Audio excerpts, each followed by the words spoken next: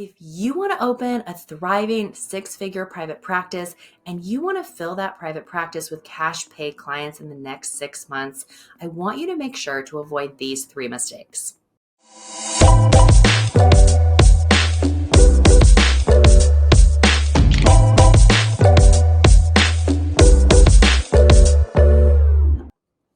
For those of you who don't know me, my name is Kelley Stevens. I'm the founder of Private Practice Pro. I've built 2 of my own multi-six-figure private practices. I've helped over 2,700 other private practice entrepreneurs build successful and thriving cash pay private practices. And I love breaking private practice down into manageable tips. So let's make sure to avoid these 3 mistakes. Mistake number 1 is being a generalist. One thing I see so many therapists do when we first start out in private practice is kind of playing on that fear that we're not going to be able to get clients and then trying to see everyone, right? Trying to take every client that calls. That is a huge mistake.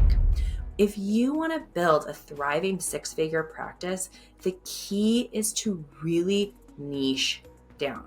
When clients come to us who are willing to pay a premium fee for services, they want to know that the person that they are seeing is a true expert in the stressors, the pain points, and the diagnoses that they are struggling with, right? They don't want to see someone who's going to see anyone. They want to know that they're seeing an expert. And what this means is being able to be referred to you by maybe their doctor, maybe their lawyer, maybe another therapist, and have somebody say, hey, this is Kelley. She's an expert in handling fill in the blank, whatever their issue is. I know you're going to be in a good hands. Let me give her a call or let me connect you, right? They want to know that this person is like kind of the person that everybody knows does one thing really well. That warm handoff often comes from building successful referral relationships. And in order to do that, it's really important to niche down. That brings me to mistake number 2 that I see therapists make when they're trying to build a 6-figure private practice but can't figure out the marketing.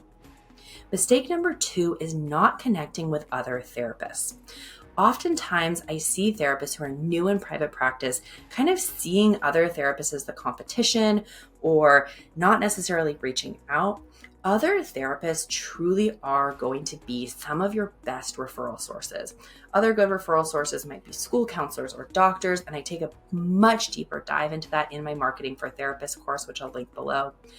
But it's important to connect with other therapists from the very beginning. You want to make sure that you have in your pocket 3 or 4 other therapists that you refer to constantly for a niche outside of your own. And I want you to make sure, especially when you're first starting out, to try to take another therapist to lunch once a week, right? Get to know the other therapists in your community and build professional friendships.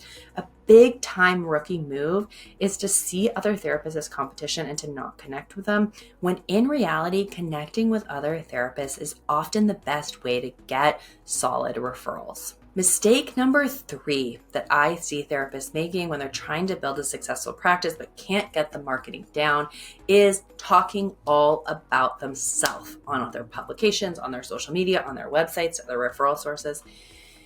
Building a successful private practice, you guys, is about building community and it's about being of service, right? You want to position yourself as the ideal person for your ideal client to see when they are struggling. So if a client comes to your website and it's just basically a branded CV or resume and it's all about you and your accomplishments and where you went to school, they're not going to see themselves in your content, right? You want your ideal client to be able to hear their story told back to them through your marketing materials, through how you speak about your business, through the referral sources that refer to you. You want to make sure that everything you put out into the world about your practice is really about telling the story of your ideal client and how you are uniquely equipped to help them. Make sure not to keep your marketing focused entirely about you. If you want to take a deeper dive in today's material, make sure to check out my Marketing for Therapists course. And I post videos like this every single week on YouTube. If you want more free private practice content, make sure to like and subscribe, and I'll see you next time.